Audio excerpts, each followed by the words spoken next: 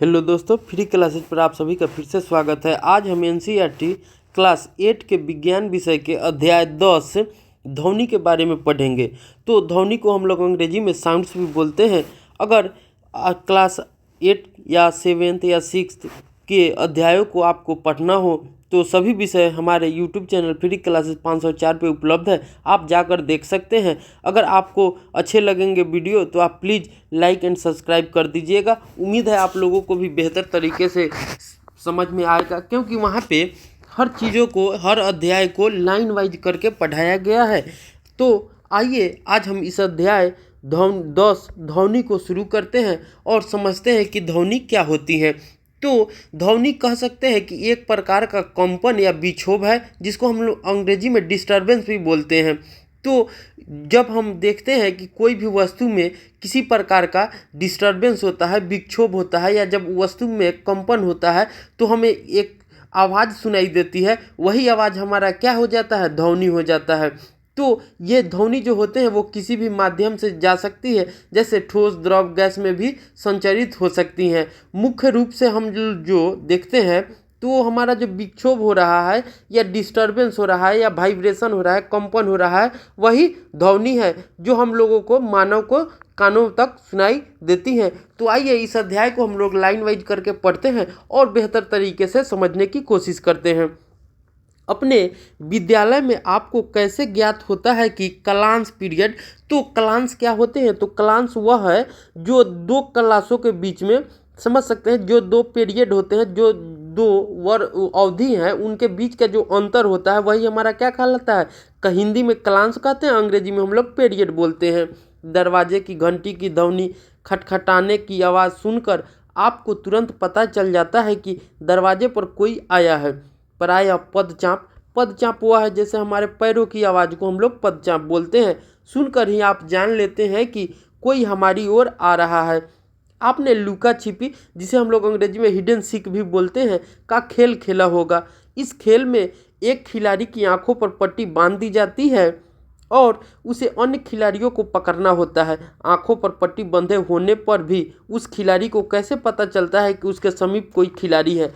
तो उस खिलाड़ी के आंखों पर पट्टी बंधे होने के बावजूद वो आदमी के पदचाप जो होते हैं उससे या उसके आहट से वो पता कर लेता है कि हमारे समीप में कोई आदमी है। ध्वनि का हमारे जीवन में एक महत्वपूर्ण स्थान है। तो जो ध्वनि होती है उसका हमारे जीवन में एक महत्वपूर्ण स्थान है। एक दूसरे से संपर्क करने में जो ध्वनि होती है वो हमारी सहायता करती है। हम अपने विचारों को व्यक्त करते हैं या हमारी जो भावनाएं होती हैं उसे एक दूसरे के साथ कहते हैं। तो एक समझ सकते हैं कि ध्वनि जो होती है कि एक दूसरे से हमारे संपर्क करने का बहुत ही बड़ा साधन है। आपने चारों ओर हमें विभिन्न प्रकार की ध्वनियाँ सुनाई पड़ती है। अपने आसपास सुनाई देने वाली ध्वनियों की एक सूची बनाइए। अपने विद्यालय के संगीत कक्ष में आप बांसुरी, तबला, हारमोनियम आदि वाद्य यंत्रों की ध्वनि सुनते हैं, जैसा कि चित्र 10.1 में हम लोगों को दिखाया गया है। ध्वनि कैसे उत्पन्न होती है? यह एक स्थान से दूसरे स्थान तक किस प्रकार पहुंचती है? ध्वनि को हम कैसे सुन पाते हैं? कुछ ध्वनियाँ दूसरों की अपेक्षा प्रबल क्यों होती है? इस अध्याय में हम ऐसे ही कुछ प्रश्नों पर विचार विमर्श करेंगे। तो हम चित्र 10.1 को देखते हैं। कुछ वाद्य यंत्र है, तो ये देख सकते हैं हमारा क्या है? बांसुरी है। यहाँ देख सकते हैं ये हमारा क्या है? तो ये हमारा हारमोनियम है। यहाँ देख सकते हैं ये हमारा सितार है और ये क्या है? ये तबला है। तो ये सभी वाद्य यंत्र में आते हैं। ये सभी क्या आते हैं? वाद्य यंत्र में आते हैं। और ये सभी जो होते हैं कि ध्वनि उत्पन्न करते हैं। क्यों? क्योंकि इनके जो रेसे होते हैं, रस्सी होते हैं, या यहाँ पे जो हारमोनियम के बटन होते हैं, ये सब कंपन करते हैं। क्या करते हैं? कंपन करते हैं, जो हमको ध्वनि के रूप में सुनाई देता है। अब हम आके 10.1 में देखते हैं। ध्वनि कंपित वस्तुओं द्वारा उत्पन्न होती है।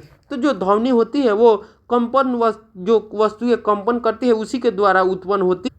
तो आइए हम देखते हैं, विद्यालय की घंटी को जब जब बज न रही हो, छू कर देखिए, आप कैसा अनुभव करते हैं? जब वह ध्वनि उत्पन्न कर रही होती है तो उसे पुनः छू कर देखिए। तो जब हम विद्यालय में घंटी होती है तो हमें उसे, जब वह न बज रही हो तब छू कर देखना है, और जब वो बजने लगे तब हमको छू कर देखना है। तो कैसी ध्वनि उत्पन्न हो रही है उसे हम लोगों को प्रेक्षण करना है। क्या आप इसे कंपित होता हुआ महसूस कर सकते हैं? तो हाँ, हम लोग कंपित हुआ महसूस करते हैं, क्योंकि जब घंटी जो है कि बंद रहती है तो वो कंपन नहीं करती है, लेकिन जब बजती हुई घंटी हमको छू कर देखते हैं तो हमें कंपन की आवाज़ वह प्रतीत होती है या कंपन होती हुई प्रतीत होती है। अब हम क्रियाकलाप 10.1 को देखते हैं। धातु की एक प्लेट लीजिए। तो हम लोगों को धातु की एक प्लेट लेना है, इसे किसी सुविधाजनक स्थान पर इस प्रकार लटकाइए कि यह किसी दीवार को न छुए। अब हमें इसको इस प्रकार लटकाना है कि यह दीवार में टच न हो, छुए नहीं। अब इस पर किसी छड़ी से चोट मारिए। क्या आपको कोई ध्वनि सुनाई पड़ती है? प्लेट अथवा कढ़ाई को धीमे से अपनी उंगली से छू कर देखिए। क्या आप कंपनों का अनुभव करते हैं? तो हाँ। अब जैसा कि चित्र 10.2 में हम लोग देख सकते हैं, एक उथली कढ़ाई पर चोट मारते हुए एक बच्चा जो है कि ये उथली हुई क्या है, कढ़ाई है, उस पर क्या कर रहा है, चोट मार रहा है और उसे महसूस करना है कि वो कंपन कर रही है या नहीं। प्लेट पर फिर से छड़ी को चोट मारिए तथा चोट मारने के तुरंत बाद इसे अपने हाथों से कसकर पकड़ लीजिए। क्या आप तभी ध्वनि सुन पाते हैं जब प्लेट ध्वनि उत्पन्न करना बंद कर दे? तब इसे फिर से छू कर देखिए।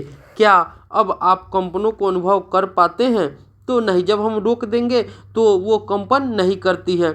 अब हम क्रियाकलाप 10.2 को देखते हैं। रबर का एक छल्ला लीजिए, इसे चित्र 10.3 में दिखाए अनुसार एक पेंसिल बॉक्स पर चढ़ाइए। बॉक्स तथा तानित रबर का मतलब हो जाता है तना हुआ रबर। जब एक नॉर्मल साइज का रबर हो उसे हम अपने हाथों से या किसी चीज़ से तान देते हैं तो वो हमारा तानित रबर हो जाता है। बीच में 2 पेंसिल लगाइए। अब रबर के छल्ले को लगभग बीच में से खींच कर छोड़ दीजिए। क्या आपको कोई ध्वनि सुनाई देती है? तो हाँ। क्या रबर का छल्ला कंपन करता है? तो हाँ, क्योंकि जब हम छोड़ देते हैं तो रबर का छल्ला जो होता है पुनः अपनी स्थिति में आना चाहता है, जिससे वहाँ पे कंपन उत्पन्न होता है, जिसे हम लोग आसानी से सुन सकते हैं। रबर के छल्लों को कर्षित प्लग करना। कक्षा 7 में आप अध्ययन कर चुके हैं कि किसी वस्तु की अपनी माध्य स्थिति के इधर उधर या आगे पीछे होने वाली गति को कंपन कहते हैं। तो हमने कक्षा 7 में देखा था कि कोई भी वस्तु जो अपनी माध्य स्थिति में हो, मैंने पुनः मूल स्थिति में हो, या इधर उधर या आगे पीछे होने पर कंपन उत्पन्न जो होता है, जिसे हम लोग वाइब्रेशन भी अंग्रेजी में कहते थे। जब कस कर तानित एक रबर के छल्ले को कर्षित प्लग करते हैं या बीच से खींच कर छोड़ते हैं तो यह कंपन करता है। तो हम देखे हैं कि जब कोई सी रबर को, तना हुआ रबर को बीच से खींचकर छोड़ देते हैं तो वो भी कंपन करता है और ध्वनि उत्पन्न करता है। जब यह कंपन करना बंद कर देता है तो ध्वनि बंद हो जाती है, और जब यह कंपन करना बंद कर देता है और मूल स्थिति में आ जाता है तो क्या होती है, ध्वनि भी बंद हो जाती है। अब हम क्रियाकलाप 10.3 को देखते हैं। धातु की एक थाली लीजिए, इसमें कुछ जल डालिए, एक चम्मच से इसके किनारे पर आघात कीजिए मतलब चोट मारना है। चित्र 10.4 में हमको दिखाया गया है। क्या आप ध्वनि सुन पाते हैं? थाली पर पुनः आघात कीजिए। अब थाली पर पुनः चोट प्रहार करना है, चोट मारना है, तब इसे छूकर देखिए। क्या आप थाली का कंपित होना अनुभव करते हैं? तो हाँ, जब थाली पर फिर से चोट मारेंगे तो कंपित होता है। थाली पर पुनः आघात कीजिए, जल की सतह को देखिए। क्या आप वहाँ पर कोई तरंग देख पाते हैं? तो हाँ, हम लोग तरंग देख पाते हैं। जल में कोई बहाव नहीं होता है, लेकिन जो जल के ऊपरी सतह होते हैं वो इस प्रकार कंपन करते रहते हैं, तो हम आसानी से देख सकते हैं। या आपके आसपास में कोई तालाब हो, नदी हो, तो वहाँ जाकर देख सकते हैं। आप जल की सतह पर क्या परिवर्तन देखते हैं? तो जल की सतह जो होती है वो कंपन करती हुई प्रतीत होती है। क्या आप इस परिवर्तन की व्याख्या कर सकते हैं? क्या इसे वस्तु के कंपनों को ध्वनि के साथ जोड़ने का कोई संकेत मिलता है? तो हाँ, इस प्रकार हमने देखा कि कंपायमान वस्तुएं ध्वनि उत्पन्न करती है। तो जो वस्तुएं कंपायमान होती है, वाइब्रेशन करती हैं, वो ध्वनि उत्पन्न भी करती हैं। कुछ स्थितियों में ये कंपन हमें आसानी से दिखाई देती हैं। तो कुछ स्थितियां ऐसी होती है कि जो हम कंपन जो होती है उसे आसानी से देख जाते हैं, लेकिन अधिकांश स्थितियों में उनका आयाम, एम्पलीट्यूड जो होता है इतना कम होता है कि हम उन्हें नहीं देख पाते हैं। तो अधिकांश स्थितियों में तो उनका जो आयाम होता है, एम्पलीट्यूड होता है, इतना कम होता है कि हम उन्हें देख नहीं सकते। लेकिन कुछ स्थितियां ऐसी होती है जिसमें हम वस्तु को आसानी से देख सकते हैं कंपन करता हुआ। जैसे हमने थाली देखा था, जल की ऊपरी सतह को देखा था, तो इनमें जो कंपन होती है उन्हें हम लोग आसानी से देख सकते हैं। लेकिन बहुत सारी चीज़ों में, स्थितियों में हम लोग उसके आयाम जो होते हैं इतना कम होता है कि हम लोग नहीं अनुभव कर सकते या नहीं देख पाते हैं। हम इन कंपनों का अनुभव कर सकते हैं। अब हम क्रियाकलाप 10.4 को देखते हैं। नारियल का एक खोखला खोल लीजिए, इसे एक वाद्य यंत्र, एक तारा बनाइए। इसे आप किसी मिट्टी के बर्तन से भी बना सकते हैं। इस वाद्य यंत्र को बजाइए और इसके कंपमान भाग को पहचानिए। तो यहाँ पे हम लोग देखेंगे कि ये कंपन करता हुआ प्रतीत होता है। सुपरिचित वाद्य यंत्रों की एक सूची बनाइए और उनके कंपमान भागों की पहचान कीजिए। कुछ उदाहरण सारणी 10.1 में दिए गए हैं, शेष सारणी को पूरा कीजिए। तो हमने देखा था कि 10.1 में कुछ वाद्य यंत्र जो थे उसके चित्र दिए हुए थे, तो वहाँ पर हम लोग देखेंगे और उसके कौन से भाग जो होते हैं कंपन करते हैं उसको लिखना है। सारणी 10.1 में हम लोग देख सकते हैं वाद्य यंत्र एवं उनके कंपमान भाग। तो वीणा जो होता है उसका तानित जो डोरी रहता है, तार, वही जो होता है कि कंपन करता है, ध्वनि उत्पन्न करने वाला कंपनमान भाग है। तबला जो होता है वो तानित झिल्ली रहता है ऊपर से चमड़े का, वही जो होता है कि हम लोगों को ध्वनि उत्पन्न करता है या कंपनमान होता है। अब हम देख सकते हैं फ्लूट जो होते हैं, तो फ्लूट के जो फ्लूट होते हैं उसमें बांसुरी, उसमें अलग अलग जो होते हैं कि छिद्र रहते हैं, तो वही छिद्र जो होता है कि उसी से जो ध्वनि या कंपनमान होता है और ध्वनि उत्पन्न होता है। इसी तरह से हम लोग देख सकते हैं आगे भी सितार था, एक तारा था, वो सब को भी देख सकते हैं और आपको यहाँ पे सारणी 10.1 में लिखना है। संभवतः आपने मंजीरा, झांझ, घट्टम, नूट, मिट्टी के बर्तन अथवा करताल देखे होंगे। ये वाद्य यंत्र सामान्यतः हमारे देश के अनेक भागों में बजाए जाते हैं। इन वाद्य यंत्रों को केवल पीटा या आघात किया जाता है। तो ये जो वाद्य यंत्र सभी होते हैं इन्हें पीटा जाता है या किसी डंडे की सहायता से इन पर प्रहार किया जाता है या आघात किया जाता है। जैसा कि चित्र 10.6 में आप देख सकते हैं, ये हमारा क्या है, घट्टम है। क्या आप इस प्रकार के कुछ अन्य वाद्य यंत्रों के नाम बता सकते हैं? आप भी एक वाद्य यंत्र बना सकते हैं। ये हमारा क्या है, मंजीरा है, जैसा कि हमको 10.6 में बताया गया है।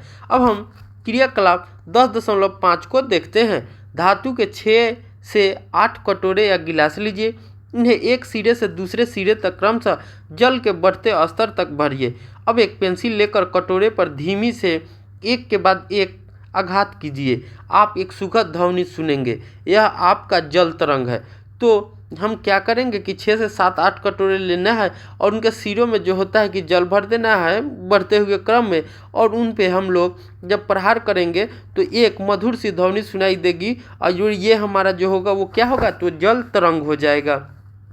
जब हम किसी वाद्य यंत्र जैसे सितार के तार को कर्षित करते हैं तो हमें केवल तार की ही ध्वनि सुनाई नहीं देती, वास्तव में संपूर्ण यंत्र कंपन करता है और इस पूरे यंत्र के कंपन से ध्वनि उत्पन्न को हम सुनते हैं। इसी प्रकार जब हम किसी मृदगम की झिल्ली पर आघात मारते हैं तो हम केवल झिल्ली की आवाज़ ही नहीं सुनते बल्कि संपूर्ण यंत्र की आवाज़ सुनते हैं। तो अब हम आगे देखते हैं। हमारा 10.2 में कह रहा है कि मनुष्य या मानव द्वारा उत्पन्न ध्वनि। तो जो मानव होते हैं उनके द्वारा कौन कौन सी ध्वनियाँ उत्पन्न होती है उनके बारे में हम लोग देखेंगे। कुछ समय तक जोर से बोलिए या गाना गाइए अथवा भैरों की तरह गुंजन कीजिए। चित्रानुसार 10.8 में अपने हाथ को अपने कंठ पर रखिए। क्या आपको कुछ कंपन का अनुभव होता है? मानव में ध्वनि वाक्य यंत्र अथवा कंठ लैरिंक्स उत्पन्न करते हैं। तो मानव जो होते हैं, मानव में जो ध्वनि वाक्य यंत्र या कंठ द्वारा उत्पन्न होती है। अपनी उंगलियों को कंठ पर रखिए तथा एक कठोर उभार को खोजिए जो निगलते समय चलाता हुआ प्रतीत होता है। शरीर का वह भाग वाक्य यंत्र कहलाता है। तो हम देखते हैं कि जो हमारे कंठ जो होते हैं इस पे हाथ रखते हैं तो एक कठोर भाग जो यहाँ पे रहता है, यहाँ पे देख सकते हैं चित्र में, ये क्या होता है तो उठा हुआ प्रतीत होता है और जब हम किसी चीज़ को निगलते हैं तो ये चलता हुआ प्रतीत होता है, और शरीर का यही भाग हमारा क्या कहलाता है, वाक्यंत्र कहलाता है। जैसा कि आप चित्र 10.8 में देख सकते हैं, ये मानव में वाक्यंत्र होते हैं। तो यहाँ पे जो उभरी हुई ये नली के पास रहता है, ये हमारा क्या है, वाक्यंत्र है। जब फेफड़े वायु को बलपूर्वक झिरी से बाहर निकालते हैं तो वाक तंतु कंपित होते हैं। तो हम देखते हैं कि जब फेफड़े वायु को बलपूर्वक झिरी से बाहर निकालते हैं तो वाक तंतु जो होते हैं ये कंपित होते हैं, जिससे ध्वनि उत्पन्न होती है। वाक तंतुओं से जुड़ी मांसपेशियां तंतुओं को तना हुआ या ढीला कर सकती है। जब वाक तंतु तने हुए और पतले होते हैं तब वाक ध्वनि का प्रकार या उसकी गुणवत्ता उस वाक ध्वनि से भिन्न होती है। जब वाक जो ध्वनि होती है तो उसकी वाक जो तंतु होती हैं अगर वो पतली हो तो वाक ध्वनि का प्रकार एवं गुणवत्ता भी वाक ध्वनि से भिन्न होती है। जब वाक तंतु ढीले और मोटे होते हैं तो आइए देखें वाक तंतु किस प्रकार कार्य करता है। तो हम क्रियाकलाप 10.6 को देखते हैं और हम समझते हैं कि किस प्रकार जो हमारे वाक तंतु होते हैं वो काम करते हैं। समान साइज की रबर की 2 पट्टियाँ लीजिए, इन दोनों को एक दूसरे के ऊपर रखकर कसकर तानिए। अब इनके बीच के अंतराल माने दरार में हवा फूंकिए। चित्र 10.9 में दिखाया गया है। जब तानित रबर की पट्टियों के बीच में से हवा फूंकी जाती है तो ध्वनि उत्पन्न होती है। एक कागज के टुकड़े जिसमें एक पतली झिरी बनी हो की सहायता से आप इस क्रियाकलाप को कर सकते हैं। कागज को अपनी उंगलियों के बीच चित्र 10.9 की भांति पकड़िए। अब झिरी के बीच से हवा फूंकिए और ध्वनि सुनिए। हमारे वाक तंतु भी ठीक इसी प्रकार ध्वनि उत्पन्न करते हैं। जैसा कि हम चित्र में देख सकते हैं, यहाँ पे ये हमारा क्या है, तो ये जो है कि पहला जो है कि सामान्य है, लेकिन दूसरा हम चित्र देख रहे हैं तो इसमें क्या हो रहा है कि जब हम फूंक मारते हैं तो हमें ध्वनि सुनाई देती है। इसी प्रकार से हमारा जो होता है कि वाक तंतु भी कार्य करते हैं। अब हम आगे देखते हैं कि पुरुषों में वाक तंतु की लंबाई 20 mm होती है। तो सामान्य जो पुरुष होते हैं उनमें वाक तंतु की जो लंबाई रहती है वो 20 mm होती है, और महिलाएं में इसकी लंबाई लगभग 15 mm होती है, और बच्चों में वाक तंतु बहुत छोटे होते हैं। यही कारण है कि पुरुषों, महिलाओं तथा बच्चों की वाक ध्वनि भिन्न भिन्न होती है। तो हम यहाँ पे देख सकते हैं कि जो पुरुष में वाक तंतु होते हैं उनकी लंबाई जो होती है लगभग 20 mm होती है, और महिलाओं में इसकी जो लंबाई होती है वो 15 mm होती है, लेकिन जो बच्चे होते हैं उनमें बहुत छोटी होती है। इसी कारण जो पुरुष और महिलाएं और या बच्चे होते हैं उन सभी की आवाज़ों में हम लोगों को भिन्न भिन्न नज़र आते हैं या अलग अलग सुनाई देती हैं। अब हम 10.3 में देखते हैं ध्वनि संचरण के लिए माध्यम की आवश्यकता। तो ध्वनि कैसे गमन करती है, कैसे संचरण करती है, उसके लिए माध्यम की आवश्यकता होती है। तो हम इसके बारे में देखते हैं। जब आप कुछ दूरी पर खड़ी अपनी सहेली को पुकारती हैं तो आपकी सहेली आपकी आवाज़ को सुन पाती है। उसके पास तक ध्वनि कैसे पहुंचती है, तो जब उसके पास जो ध्वनि पहुंचती है वही जो होता है कि ध्वनि का संचरण होता है। तो हम क्रियाकलाप 10.7 को देखते हैं और उस माध्यम से हम समझने की कोशिश करते हैं। धातु अथवा कांच का एक गिलास लीजिए, सुनिश्चित कीजिए कि यह सूखा हो। तो जो गिलास लेना है वो हम लोगों को ड्राई गिलास, इसमें एक सेल फोन रखिए। याद रखिए कि सेल फोन पानी में न रखा जाए। अपने किसी मित्र से इस सेल फोन पर किसी दूसरे सेल फोन से टेलीफोन करने के लिए कहिए। घंटी की ध्वनि ध्यानपूर्वक सुनिए। अब गिलास के किनारों को अपने हाथों से सटाकर पकड़िए। अब अपने मुंह को हाथों के बीच की खाली जगह पर सटाकर रखिए। जैसा कि चित्र 10.10 में हम देख सकते हैं, ध्वनि संचरण के लिए माध्यम की आवश्यकता होती है।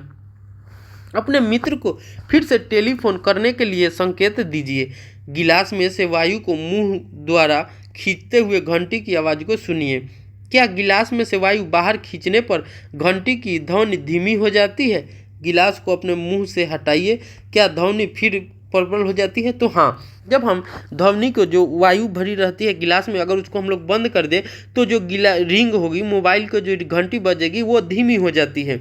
लेकिन जैसे ही हम गिलास से मुंह को बाहर लगाते हैं, हटाते हैं, तो ध्वनि जो होगी फिर प्रबल हो जाती है। तो हम इससे कह सकते हैं कि ध्वनि हमेशा जो होती है कि माध्यम में संचरण करती है, गमन करती है। क्या आप सोच सकते हैं कि ऐसा क्यों हुआ? क्या यह संभव है कि गिलास में वायु की मात्रा कम होने और घंटी की प्रबलता कम होने में कोई संबंध है? तो हाँ, जब हम देखते हैं कि जब वायु की मात्रा कम हो जाती है तो घंटी की प्रबलता में भी कमी आ जाती है। लेकिन जब हम वायु की मात्रा माने खुले में रखेंगे तो घंटी की प्रबलता भी बढ़ जाती है। वास्तव में यदि आप गिलास में से सारी वायु बाहर खींच पाते तो ध्वनि पूरी तरह सुनाई देना बंद हो जाती। तो गिलास की जो वायु थी गिलास में भरी हुई, अगर सारी वायु को हम लोग बाहर खींच पाते तो ध्वनि हमें सुनाई नहीं देगी। इसका मतलब हो जाएगा कि जब हम सारी वायु को खींच लेंगे तो क्या हो जाएगा? निर्वात हो जाएगा, वैक्यूम हो जाएगा। तो वैक्यूम में जो निर्वात स्थान होंगे उसमें ध्वनि हमें सुनाई नहीं देती, क्योंकि ध्वनि जो होती है कि निर्वात में गमन या संचरण नहीं करती है। इसका कारण यह है कि ध्वनि को संचरण के लिए कोई माध्यम चाहिए। इसका यह मतलब हो जाता है कि ध्वनि हमेशा संचरण के लिए एक माध्यम चाहिए। जब किसी बर्तन में से वायु पूरी तरह निकाल दी जाती है तो कहा जाता है कि बर्तन में निर्वात है। ध्वनि निर्वात में संचरित नहीं होती है। तो जो हम देखते हैं कि जो ध्वनि होती है वो निर्वात में संचरित नहीं होती है या गमन नहीं होती है। क्या ध्वनि द्रवों में संचरित होती है? तो हाँ, ध्वनि जो होती है कि द्रवों में संचरित होती है।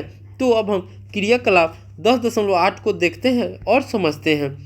एक बाल्टी अथवा स्नान टब लीजिए, इसे स्वच्छ जल से भरिए। एक हाथ में एक छोटी घंटी लीजिए। ध्वनि उत्पन्न करने के लिए इस घंटी को जल में हिलाइए। ध्यान रखिए कि घंटी बाल्टी या टब की दीवारों को न छुए। अपने कान को जल की सतह पर सावधानी पूर्वक रखिए। सतर्क रहे जल आपके कान में प्रवेश न करे। तो हम लोगों को ध्यान देना है कि जो जल हो हमारे कान में प्रवेश न करे। क्या आप घंटी की ध्वनि सुन पाते हैं? क्या इससे पता चलता है कि ध्वनि का संचरण द्रवों में हो सकता है? तो हम देखते हैं, तो हम ध्वनि को सुन पाते हैं, तो हम कह सकते हैं कि ध्वनि का संचरण द्रवों में हो सकता है। जैसा कि आप चित्र में देख सकते हैं, यहाँ पे ध्वनि जल में संचरित होती है। एक बच्चा है, उसने एक टब में या स्नान टब में क्या क्या पानी भरा हुआ है, उसने एक घंटी को टब के अंदर में रखकर हिलाता है, तो क्या वो कान के समीप उसकी वो एक ध्वनि या कंपन सी आवाज़ देती है जो वो सुन पाता है। इससे हम कह सकते हैं कि जो ध्वनि होती है वो द्रवों में संचरण करती है। आइए हम ज्ञात करें कि क्या ध्वनि ठोसों में भी गमन करती है? तो हाँ, जो ध्वनि होती है वो ठोसों में भी गमन करती है। इसके लिए हम क्रियाकलाप 10.9 को देखते हैं और समझते हैं।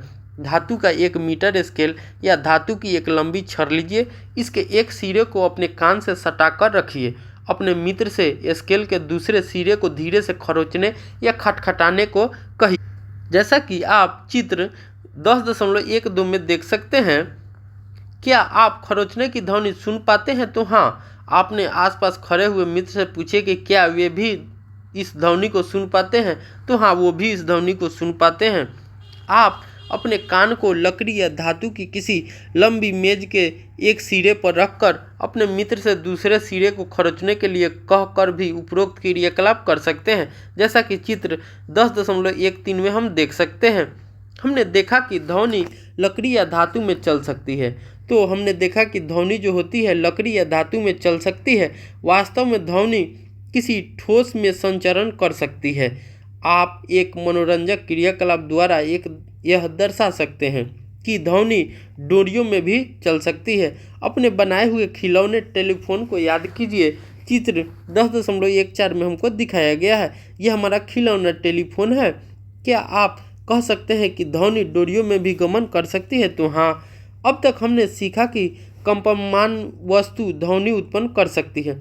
तो हमने देखा कि जो वस्तु वाइब्रेशनल होती है या कंपयमान होती है वो ध्वनि उत्पन्न करती है तथा यह किसी माध्यम में सभी दिशाओं में संचरित हो सकते हैं। ये किसी भी माध्यम में जो किसी माध्यम होते हैं ठोस द्रव गैस, उसमें किसी भी जो दिशाएं हैं उसमें संचरित हो सकते हैं। यह माध्यम गैस, द्रव या ठोस कोई भी हो सकता है। इन माध्यमों ठोस, द्रव, गैस जो होते हैं इनमें किसी भी दिशा में वो संचरित हो सकते हैं। इस ध्वनि को हम सुन पाते हैं। अब हम 10.4 में देखते हैं कि हम ध्वनि को अपने कानों द्वारा सुनते हैं। तो हम ध्वनि को अपने कानों द्वारा किस प्रकार सुनते हैं उसके बारे में हम लोग देखते हैं। कान के बाहरी भाग की आकृति कीप जैसी होती है। तो हमारे कान की जो बाहरी आकृति होती है वो कीप जैसी होती है। जब ध्वनि इसमें प्रवेश करती है तो यह एक नलिका से गुजरती है जिसके सिरे पर एक पतली तानित झिल्ली होती है जिसे हम लोग कर्णपटह या ईयर ड्रम कहते हैं। क्या कहते हैं? कर्णपटह या ईयर ड्रम कहते हैं। तो ये कान की बाहरी भाग में एक नली जो होती है, हमारे कान के जो बाहरी भाग है वो कीप के समान होती है। वो ध्वनि उसमें क्या होती है? प्रवेश करती है और एक नलिका से ये गुजरती है जिसके एक सिरे पर पतली तानित झिल्ली होती है जिसे हम लोग कर्णपटह कहते हैं। यह एक महत्वपूर्ण कार्य करता है। यह जानने के लिए कि कर्णपटह क्या कार्य करता है, आइए टीन का एक कर्णपटह बनाएं। अब हम क्रियाकलाप 10.110 को देखते हैं। एक प्लास्टिक अथवा टीन का डिब्बा लीजिए, इसके दोनों सिरे काटिए। डिब्बे के एक सिरे पर एक रबर के गुब्बारा तानिए, इसे एक रबर के छल्ले से कस दीजिए। तानित रबर के ऊपर सूखे अन्न या थर्मोकोल के 4 या 5 दाने रखिए। अब अपने मित्र से डिब्बे के खुले सिरे पर हुरे हुरे बोलने के लिए कहिए, जैसा कि चित्र 10.15 में दिखाया गया है। देखिए कि अन्न के दानों का क्या होता है। अन्न के दाने ऊपर नीचे क्यों उछलते हैं? तो वो कंपन के कारण उछलते हैं, जैसा कि हम देख सकते हैं। कर्णपटह के कार्य को समझने के लिए तो जब हम यहाँ नीचे से फूंक मारते हैं तो ये रबर के जो गुब्बारे होते हैं उस पर जो थर्मोकोल के दाने हैं या अन्न के जो दाने होते हैं वो ऊपर नीचे होते रहते हैं, क्योंकि ये जो होते हैं कि वाइब्रेट करते रहते हैं, कंपनमायन हो जाते हैं। कर्णपटह एक तानित रबर की सीट की समान होता है। तो हमारा जो कर्णपटह है, ईयर ड्रम है, वो भी एक तानित रबर की सीट के समान होता है। ध्वनि के कंपन कर्णपटह को कंपित करते हैं और जो ध्वनि के कंपन जो होते हैं वो कर्णपटह ईयर ड्रम को कंपित करते हैं, जैसा कि चित्र 10.16 में हमको दिखाया गया है। कर्णपटह कंपनों को आंतर कर्ण इनर ईयर तक भेजता है, वहाँ से संकेतों को मस्तिष्क तक भेज दिया जाता है। इस प्रकार हम ध्वनि को सुन पाते हैं। जैसा कि हम देख सकते हैं, ये हमारा 10.16 में ये हमारा क्या है? मानव कान का चित्र है। ये जो हमारा है बाहरी आवरण है, ये हमारा क्या है? बाहरी आवरण है, बाहरी आवरण है। और ये जो हमारा है यही हमारा क्या है? कर्णपटह है। क्या है? कर्णपटह है, पटह है, जिसे हम लोग ईयर ड्रम भी बोलते हैं। क्या बोलते हैं अंग्रेजी में? ईयर ड्रम भी बोलते हैं। अब हम आगे देखते हैं। ये हमारा, ये देख सकते हैं आप, ये हमारा क्या है? कर्णपटह है। और ये जो है कि हमारा आंतर कर्ण है जिसे हम लोग इनर ईयर भी बोलते हैं। क्या बोलते हैं? इनर ईयर भी कहते हैं। अब हम आगे देखते हैं 10.5 में कंपन का आयाम, आवर्तकाल तथा आवृत्ति। कंपन का आयाम क्या है, आवर्तकाल क्या होते हैं, आवृत्ति क्या होती है, इन सभी चीज़ों को हम लोग एक एक करके देखते हैं। हम जानते हैं कि किसी वस्तु का बार बार इधर उधर गति करना कंपन कहलाता है। तो हम जानते हैं कि जब कोई वस्तु इधर उधर गति करता है तो वह हमारा क्या कहलाता है? कंपन कहलाता है। इस गति को हम लोग दोलन गति भी कहते हैं। तो इस गति को हम लोग क्या कहते हैं? दोलन गति भी कहते हैं। ये हमने पिछली अध्याय में देखा था कि दोलन गति अथवा इसके आवर्तकाल में पढ़ चुके हैं। तो ये हमने पिछली अध्याय में ही पढ़ चुके थे। प्रति सेकेंड होने वाले दोलनों की संख्या को दोलन की आवृत्ति कहते हैं। तो हम देखेंगे कि जो प्रति सेकेंड में, एक सेकेंड में जो कितना दोलन हुआ, दोलनों की संख्या को, दोलनों की जो संख्या होगी वो हमारा क्या कहलाता है? आवृत्ति कहलाता है। क्या कहलाएगा? आवृत्ति, जिसे हम लोग अंग्रेजी में फ्रीक्वेंसी भी बोलते हैं। क्या बोलते हैं? फ्रीक्वेंसी। आवृत्ति को हर्ट्ज में मापा जाता है। आवृत्ति को हम लोग किस में मापते हैं? तो हर्ट्ज में मापते हैं। इसका संकेत HZ होता है। इसका संकेत HZ होता है।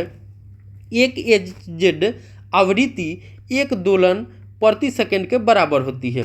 जो हमारा एक हर्ट्ज होगा आवृत्ति, वह एक दोलन प्रति सेकेंड के बराबर होती है।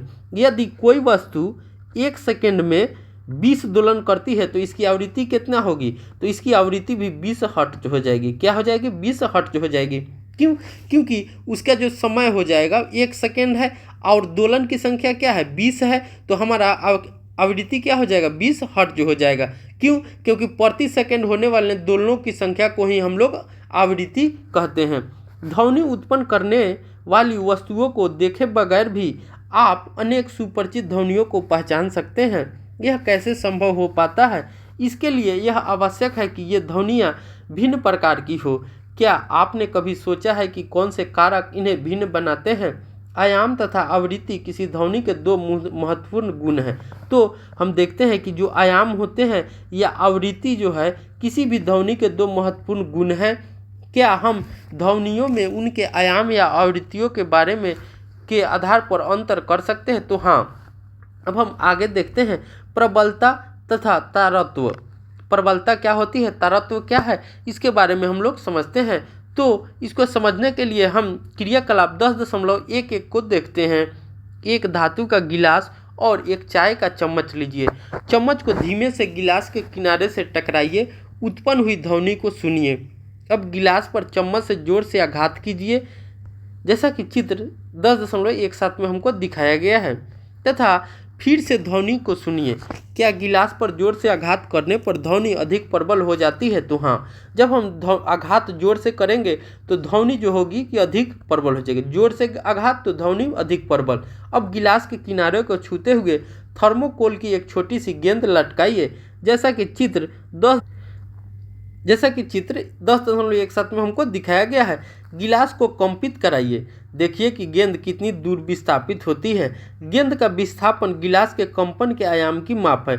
तो जो हम देखते हैं कि जो गेंद का विस्थापन होगा, डिस्प्लेसमेंट होगा, वो गिलास के कंपन के आयाम का माप होता है।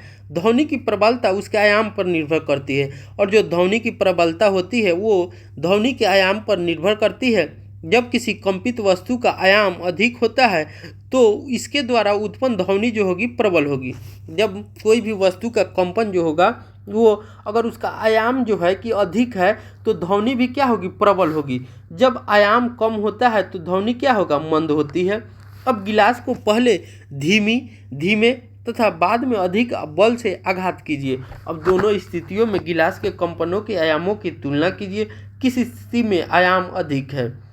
ध्वनि की प्रबलता ध्वनि उत्पन्न करने वाले कंपनों के आयाम के वर्ग के समानुपातिक होता है। तो जो ध्वनि की प्रबलता होती है वह ध्वनि को उत्पन्न करने वाले कंपनों के आयाम के वर्ग के समानुपाती होता है। जैसे समानुपाती का मतलब यहाँ पर आप समझ सकते हैं कि मान लीजिए कि कोई भी चीज़, मान लीजिए ये हमारा जो ध्वनि की प्रबलता है, ध्वनि की प्रबलता तो समानुपाती, ये समानुपाती का संकेत है। तो ये क्या हो जाएगा, कंपन का आयाम। इसका मतलब हो जाता है कि जब हमारा ध्वनि का प्रबलता बढ़ेगा तो कंपन का आयाम भी क्या हो जाएगा, बढ़ेगा। जब ध्वनि की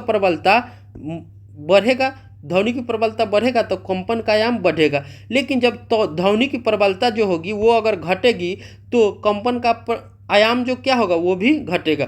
तो कंपन का आयाम घटेगा तो ध्वनि की प्रबलता घटेगी। इसको उदाहरण से हम समझ सकते हैं कि यदि आयाम दुगना हो जाए तो प्रबलता क्या हो जाएगी, 4 गुना से गुणक में बढ़ जाएगी। तो आयाम दुगना होगा तो प्रबलता क्या 4 गुणक में बढ़ जाती है।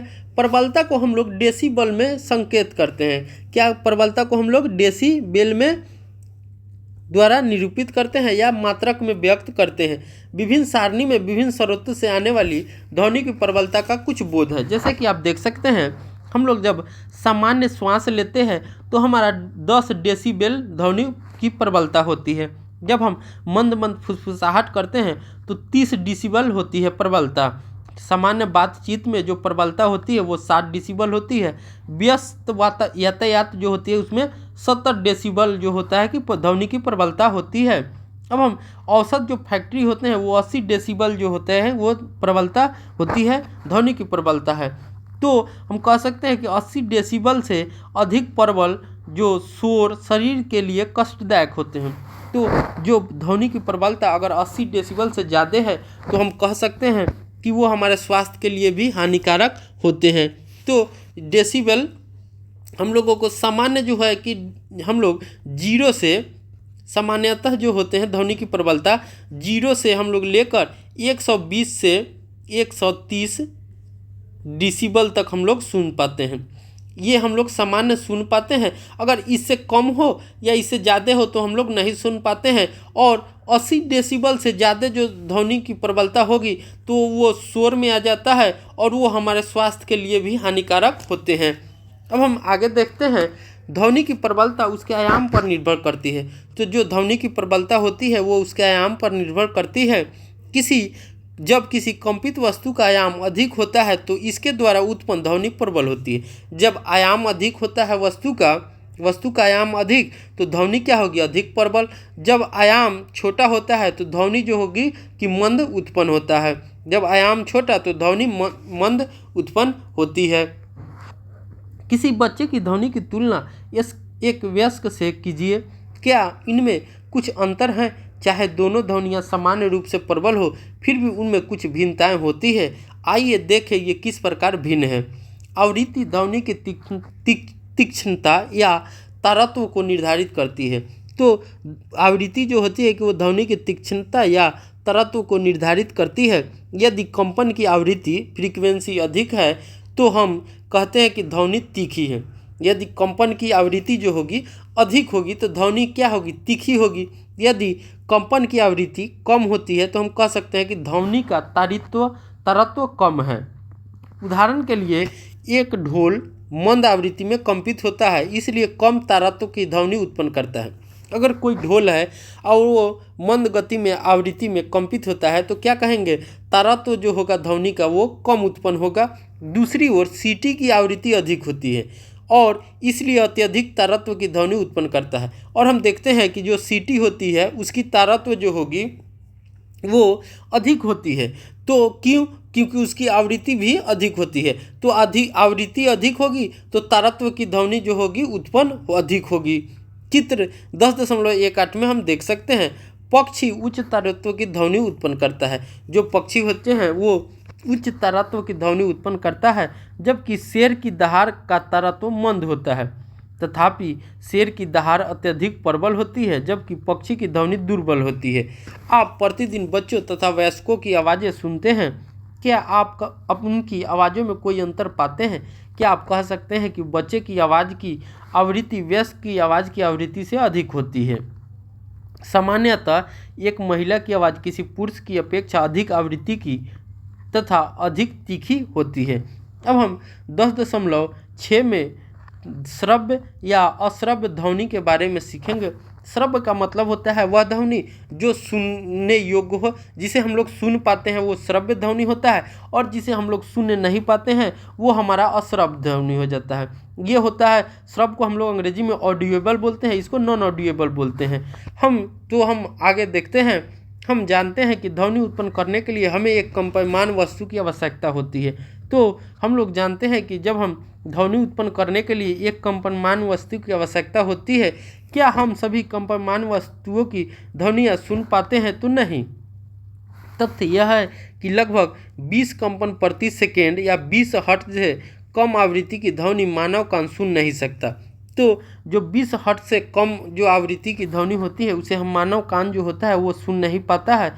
यह कह सकते हैं कि 20 हर्ट्ज से कम आवृत्ति की ध्वनि मानव कान द्वारा संसूचित नहीं की जा सकती है।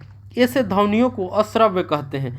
ऐसे ध्वनियों को हम लोग क्या कहते हैं? तो अश्रव्य ध्वनि कहेंगे। और जो अश्रव्य कहेंगे इसे हम लोग अश्रव्य भी कहते हैं। तो हम लोग इससे समझ सकते हैं कि 20 हर्ट्ज से कम की ध्वनि को हम लोग सुन नहीं पाते हैं। 20 हर्ट्ज से कम की ध्वनि को हम लोग सुन नहीं पाते हैं।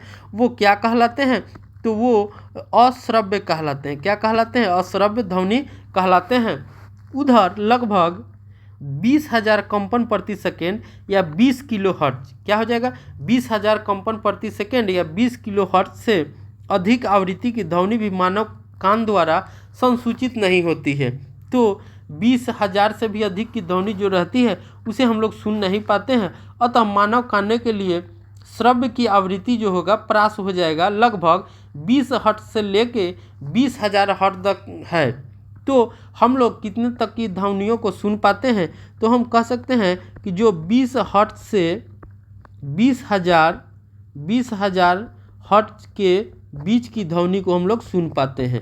कितना तक की ध्वनि को हम लोग सुन पाते हैं? तो 20,000 से 20 किलो हर्ट्ज तक सुन सकते हैं या 20,000 तक हर्ट्ज तक की ध्वनि के बीच को हम लोग सुन पाते हैं। इसका अर्थ यह है कि हम केवल 20 हर्ट्ज से 20 किलो हर्ट्ज के बीच की आवृत्ति वाली ध्वनियों को ही सुन सकते हैं, जिसे हम लोग श्रव्य ध्वनि कहते हैं। जिसे हम लोग क्या बोलते हैं, तो इसे हम लोग श्रव्य ध्वनि भी कहते हैं। क्या बोलेंगे? श्रव्य ध्वनि बोलेंगे। तो इसमें 3 टर्म आ जाते हैं। तो 20,000 से कम रहेंगे, 20,000 से कम रहेंगे उसे हम लोग अश्रव्य बोलते हैं। क्या बोलते हैं? अश्रव्य बोलते हैं। 20,000 से 20,000 के बीच की ध्वनि को हम लोग श्रव्य बोलते हैं। क्या बोलते हैं? श्रव्य बोलते हैं। अगर 20,000 से अधिक की रेंज की ध्वनि हो तो हम इसे पराश्रव्य बोलते हैं। क्या बोलते हैं? पराश्रव्य बोलते हैं। तो ये सभी चीज़ों को आप ध्यान से देखिएगा और हमेशा के लिए याद रखिएगा, क्योंकि एग्ज़ाम में हमेशा पूछते रहते हैं। कंपटीशन का एग्ज़ाम हो या आपका जो स्टेट या बोर्ड का एग्ज़ाम हो, उसमें भी ये सभी चीज़ें जो होते हैं कि MCQ में पूछते रहते हैं। तो ये चीज़ें भी हमेशा ध्यान में रखिएगा। तो आवृत्ति का मात्रा क्या होता है, हर्ट्ज जो होता है वो भी ध्यान में रखिएगा। आवृत्ति का मात्रा क्या हो जाता है, हर्ट्ज जो हो जाता है, वो भी ध्यान में रखिएगा। अब हम आगे देखते हैं 10.7 में शोर तथा संगीत। शोर क्या है, संगीत क्या है, इसके बारे में हम लोग देखते हैं। हम अपने चारों ओर विभिन्न प्रकार की ध्वनियाँ सुनते हैं। क्या ध्वनि सदैव सुखद होती है? तो नहीं, ध्वनि जो होती है वो सदैव सुखद नहीं होती है, क्योंकि जो हमने देखा था कि हम लोग जो मानव जो कान होते हैं वो 60 डेसिबल की ध्वनि को ही अच्छे से सुनते हैं या मधुर में सुन सकते हैं। 70 या 80 की जो डेसिबल की ध्वनि होती हैं वो शोर में आ जाती हैं। तो मानव जो है कि 130 तक डेसिबल की ध्वनि को सुन सकता है, 30 तक डेसिबल की ध्वनि को सुन सकता है। तो जो 80 डेसिबल से ऊपर के जितने भी ध्वनि होते हैं वो सभी शोर में आ जाते हैं। क्या कुछ ध्वनियाँ आपको सुखद लगती है जबकि कुछ अच्छी नहीं लगती? मान लीजिए आपके अड़ोस पड़ोस में निर्माण कार्य चल रहा हो। क्या निर्माण स्थल से आने वाली ध्वनियाँ सुखद प्रतीत होती है? क्या आपको बसों ट्रकों के हॉर्न की ध्वनियाँ अच्छी लगती है? इस प्रकार की अप्रिय ध्वनि को शोर कहते हैं। तो वह ध्वनि जो हमें अप्रिय लगती है, अप्रिय ध्वनि को हम लोग शोर कहेंगे। जो अप्रिय ध्वनि होगी वो क्या कहलाएगी? शोर कहलाएगी। कक्षा में यदि सभी विद्यार्थी एक साथ बोलते हैं तो उत्पन्न होने वाली ध्वनि को क्या कहेंगे? उसे भी हम लोग शोर में कहते हैं या शोर कहते हैं। दूसरी ओर आप वाद्य यंत्रों की ध्वनियों को आनंद लेते हैं। सुस्वर वह है जो कानों को सुखद लगती है। तो सुस्वर जो ध्वनि होती है वह ध्वनि है जो कानों को सुखद लगती है, वो सुस्वर ध्वनि है। हारमोनियम द्वारा उत्पन्न ध्वनि सुस्वर ध्वनि कहलाती है। हारमोनियम द्वारा उत्पन्न ध्वनि क्या हमारा कहलाता है? सुस्वर ध्वनि कहलाता है। सितार के तार द्वारा उत्पन्न ध्वनि भी सुस्वर ध्वनि कहलाती है। लेकिन यदि संगीत अत्यंत प्रबल हो जाए तब भी क्या ये संगीत रहेगा? तो नहीं, ये जब अत्यंत प्रबल हो जाएंगे तो ये शोर में आ जाएंगे। किस में आ जाएंगे? शोर में आ जाते हैं। अब हम 10.8 को देखते हैं, ध्वनि प्रदूषण। क्या है हमारा? ध्वनि प्रदूषण। तो ध्वनि प्रदूषण के क्या क्या कारक हैं, ध्वनि प्रदूषण कैसे होते हैं, इसके बारे में हम लोग देखते हैं। जब आप वायु प्रदूषण के बारे में पहले से ही जानते हैं, वायु में अवांछित गैसों तथा कणों की उपस्थिति वायु प्रदूषण कहलाती है। तो जब वायु में अवांछित गैसें तथा कणों की उपस्थिति होती है तो वह हमारा वायु प्रदूषण कहलाती है। इसी प्रकार वातावरण में अत्यधिक या अवांछित ध्वनियों को ध्वनि प्रदूषण कहते हैं। तो वातावरण में जब अत्यधिक अवांछित ध्वनि को हम लोग ध्वनि प्रदूषण कहते हैं। क्या आप ध्वनि प्रदूषण के कुछ स्रोतों की सूची बना सकते हैं? ध्वनि प्रदूषण के मुख्य कारण हैं, तो ध्वनि प्रदूषण के मुख्य कारण है वाहनों की ध्वनियाँ, विस्फोट जिसमें पटाखा का फटना भी सम्मिलित है, मशीनें, लाउड स्पीकर आदि। घर में कौन से स्रोत ध्वनि उत्पन्न कर सकते हैं? तो ऊंची आवाज़ में चलाए गए टेलीविज़न, ट्रांजिस्टर रेडियो, रसोई घर के कुछ उपकरण, कूलर, वातानुकूलक सभी ध्वनि प्रदूषक के लिए उत्तरदायी हैं। तो ये सभी चीज़ें जो होती है वो ध्वनि प्रदूषक के लिए जो होते हैं ये सभी उत्तरदायी होते हैं। अब हम आगे देखते हैं ध्वनि प्रदूषण की क्या हानियाँ। तो ध्वनि प्रदूषण से क्या क्या हानियाँ होती है उन सभी चीज़ों को हम लोग देखते हैं। क्या आप जानते हैं कि परिवेश में अत्यधिक शोर की उपस्थिति अनेक स्वास्थ्य संबंधी समस्याओं का कारण बन सकती है। यदि हम अपने परिवेश में अधिक शोर करेंगे तो उससे अनेक स्वास्थ्य जो संबंधी समस्याएं आती है वो आ सकती है और वो कारण बन सकती है। अनिद्रा, अति तनाव, हाई ब्लड प्रेशर, चिंता, अन्य बहुत से स्वास्थ्य संबंधी विकार ध्वनि प्रदूषण से उत्पन्न हो सकते हैं। तो ये सभी जो विकारें होती हैं वो ध्वनि प्रदूषण से ही उत्पन्न होती है। लगातार प्रबल ध्वनि के प्रभाव में रहने वाले व्यक्ति की सुनने की जो क्षमता होती है वो अस्थायी या अस्थायी रूप से कम हो जाती है।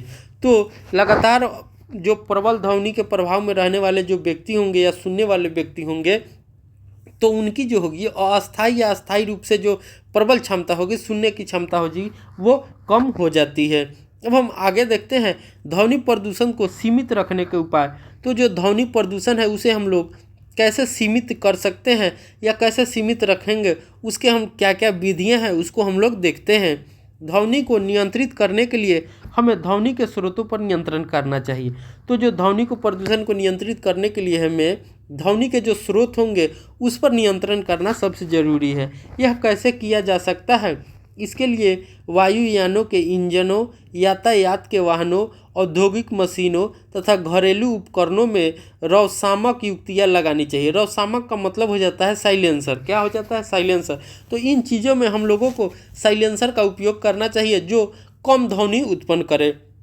आवासीय क्षेत्रों में ध्वनि को कैसे नियंत्रित किया जाए? तो जो आवासीय क्षेत्र होंगे वहाँ पर हम लोग अधिक मात्रा में वृक्षों को लगाकर उसे कम कर सकते हैं, या जो स्वचालित वाहन होंगे इस प्रकार के वाहनों का यूज करेंगे।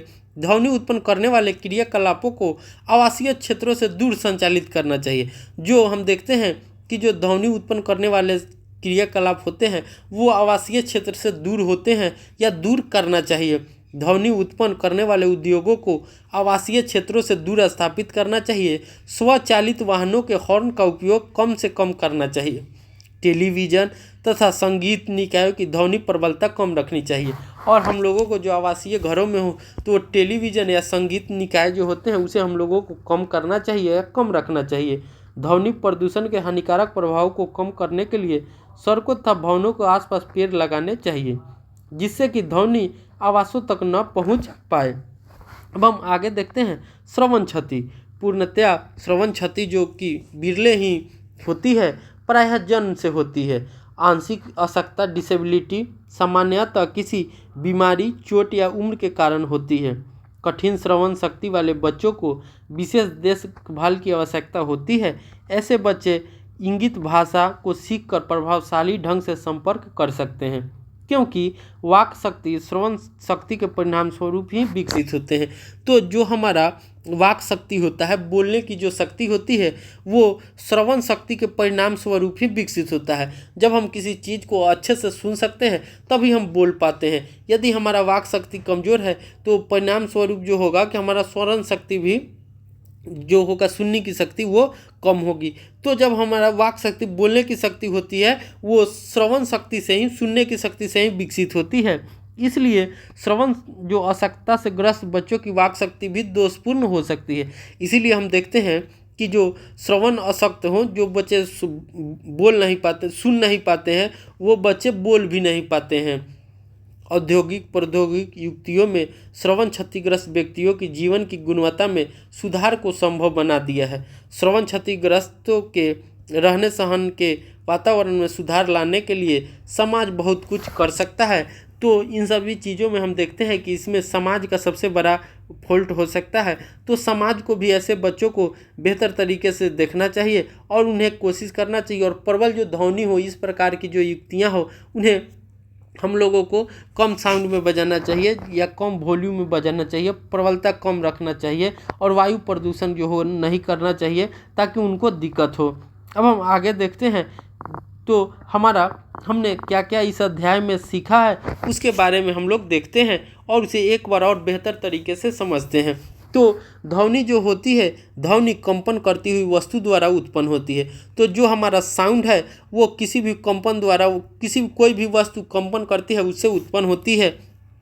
तो हम कह सकते हैं कि ध्वनि एक प्रकार का कंपन या विक्षोभ है जो किसी ठोस, द्रव और गैस से संचारित होती है। मुख्य रूप से जो कंपन होता है वही हमारा क्या कहलाता है, ध्वनि कहलाता है, और जो मानव के कानों में से सुनाई देता है, और वही जो कंपन होते हैं वो हमारे कानों में सुनाई देते हैं। अब हम आगे देखते हैं तो मानव वाक तंतु के कंपन द्वारा ध्वनि उत्पन्न होते हैं। जो मानव वाक होते हैं उनके तंतु के कारण ही जो होते हैं कि ध्वनि उत्पन्न होते हैं। तो हमने देखा था कि हमारा जो कान का जो बाहरी आवरण होते हैं वो कीप के समान रहते हैं, और उसमें एक नलिका रहती है जो हमारा देखे थे कि हमारा वो कहाँ के ईयर ड्रम होते हैं, वहाँ वाक तंतु वो कंपन करते हैं, और वो ध्वनि जो होता है कि इनर ईयर में जाता है। तो इनर ईयर क्या करता है, उसको हम लोग सुन पाते हैं। अब ध्वनि किसी माध्यम, गैस, द्रव या ठोस में संचारित होती है। तो जो ध्वनि होते हैं वो तीनों माध्यमों से संचारित हो सकती है, गमन कर सकती है। वह है ठोस है, द्रव है, gas. Gas liquid solid, gas liquid solid से जो होता है संचारित होते हैं, जिसे हम लोग गैस, द्रव, ठोस से संचारित होते हैं। यह निर्वात में संचारित नहीं होते हैं। तो जो ये होते हैं वो निर्वात में संचारित नहीं होते हैं, लेकिन जब हम हायर स्टडी के लिए जाएंगे तो वहाँ हम देखेंगे कि जो ध्वनि होगी वो निर्वात में भी संचारित होती है। उसे हम लोग विद्युत बोलते हैं। इलेक्ट्रोमैग्नेटिक साउंड होता है, उसके द्वारा वो लोग सुनते हैं। तो अब हम आगे देखते हैं। कर्णपटह ध्वनि के कंपनों को अनुभव करते हैं। जो कर्णपटह होते हैं, ईयर ड्रम होते हैं, वो ध्वनि के कंपनों को अनुभव करते हैं। यह संकेतों को मस्तिष्क तक भेज देता है, और जो कर्णपटह अनुभव करके वो ध्वनि के संकेतों को मस्तिष्क तक भेज देते हैं। इस प्रक्रिया को श्रवण कहते हैं। इस प्रक्रिया को हम लोग क्या कहते हैं, श्रवण कहते हैं। प्रति सेकंड होने वाले दोलनों या कंपनों की संख्या को दोलन की आवृत्ति कहलाती है।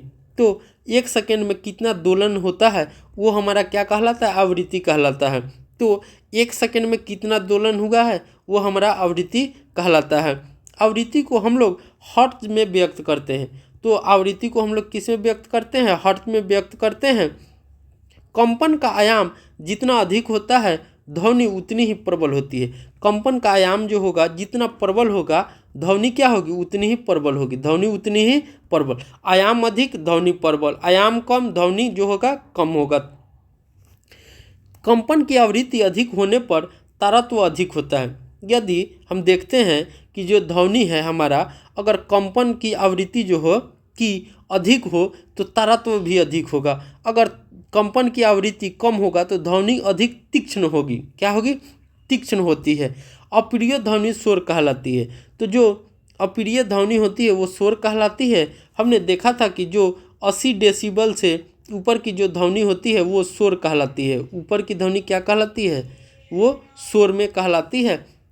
अत्यधिक या अवांछित ध्वनि ध्वनि प्रदूषण उत्पन्न करती है। हमने देखा था कि जो अत्यधिक अवांछित जो ध्वनि होगी वो ध्वनि प्रदूषण को उत्पन्न करती है। ध्वनि प्रदूषण मानव के लिए स्वास्थ्य समस्याएं उत्पन्न कर सकती है। हमने देखा था कि जो ध्वनि प्रदूषण होते हैं वो मानव के लिए विभिन्न समस्याएं उत्पन्न करती है। जो ब्लड प्रेशर हमने देखा था वो भी किससे आते हैं, तो ध्वनि प्रदूषण के कारण ही हम लोगों में समस्याएं आती हैं। अब हमने आगे देखते हैं। ध्वनि प्रदूषण को न्यूनतम करने का प्रयास करने चाहिए। तो कम से कम हम लोगों को ध्वनि प्रदूषण के लिए जो होता है कि कम से कम प्रयास करना चाहिए। सड़क के किनारे तथा अन्य स्थानों पर पेड़ लगाने से ध्वनि प्रदूषण को कम किया जा सकता है। तो जो ध्वनि प्रदूषण होते हैं वो सड़क के किनारे हमको ज़्यादा से ज़्यादा पेड़ लगाना चाहिए या स्थानों पर पेड़ लगाना चाहिए, ताकि जो ध्वनि प्रदूषण वो कम हो सके। हमने आगे देखा था कि ध्वनि जो होते हैं मुख्यतः 3 प्रकार के होते हैं। एक देखा था हमने अश्रव्य ध्वनि, जो जिसे हम लोग 20 हर्ट्ज से कम होती है वो क्या कहलाती है, अश्रव्य ध्वनि कहलाती है। 20 हर्ट्ज से कम की ध्वनि अश्रव्य कहलाती है। हम लोग जो मानव कान होते हैं वो 20 हर्ट्ज से लेकर 20,000 हर्ट्ज तक के ध्वनि को सुन पाते हैं, जिसे हमने श्रव्य ध्वनि बोला था। जो 20,000 से अधिक हर्ट्ज की ध्वनि होती है उन्हें हम लोग पराश्रव्य बोले थे। क्या बोले थे, पराश्रव्य ध्वनि होती है। ऐसे प्रकार के ध्वनियों को हम लोग पराश्रव्य बोले थे। आगे हमने देखा था कि जो तरंगें होती हैं या मानव जो श्रवण सीमा है वो हमने देखा था कि जो मानव है 0 से लेके 120 से 130 जो डेसिबल होते हैं उस तक के प्रबल ध्वनि को सुन सकते हैं। मानव कितने, तो 0 से लेके 130 कह सकते हैं डेसिबल की ध्वनि को मानव जो होता है कि वो सुन सकता है। आगे हमने देखा था कि जो ध्वनि की जो चाल होती है, ध्वनि की जो चाल होती है वो ठोस में सबसे ज़्यादा होती है। ध्वनि की जो चाल होगी ठोस में सबसे ज़्यादा, ठोस में सबसे ज़्यादा, और देखा था कि गैस में जो होती है वो कम होती है, और सबसे कम गैसीय पदार्थ में। सबसे कम किस में हो जाएगा, हमने देखा था कि गैसीय पदार्थ में सबसे कम होती है।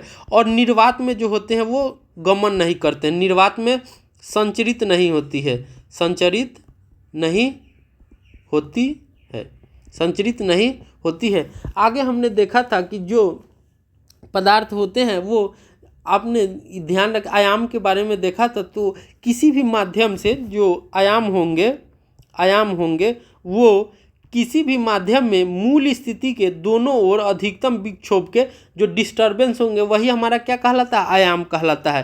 तो हमने देखा था कि किसी भी माध्यम में मूल स्थिति के दोनों ओर अधिकतम विक्षोभ को आयाम कहते हैं। ध्वनि की प्रबलता जो होगी उसके आयाम पर निर्भर करती थी। हमने ये भी देखा था कि ध्वनि की जो प्रबलता है वो उसके आयाम पर निर्भर करती थी। आगे हमने देखा था कि आवृत्ति, तो क्या हो देखा था कि जो आवृत्ति को हम लोग जो इकाई समय में होने वाले दोलनों की संख्या को आवृत्ति बोले थे, इसे हम लोग एसआई मात्रक क्या था हर्ट्ज था, और जो हमने देख संकेत क्या था तो म्यू के द्वारा इंडिकेट करते हैं, जो न्यू के द्वारा हम लोग क्या करते हैं, आवृत्ति को इंडिकेट करते हैं। तो इस तरह से हम देखते हैं, और हमारे इस तरह से अध्याय हमारा 10 ध्वनि समाप्त हो गया। तो उम्मीद है आप लोगों को बेहतर तरीके से समझ में आया होगा। तो मिलते हैं अगले वीडियो में, तब तक के लिए बाय।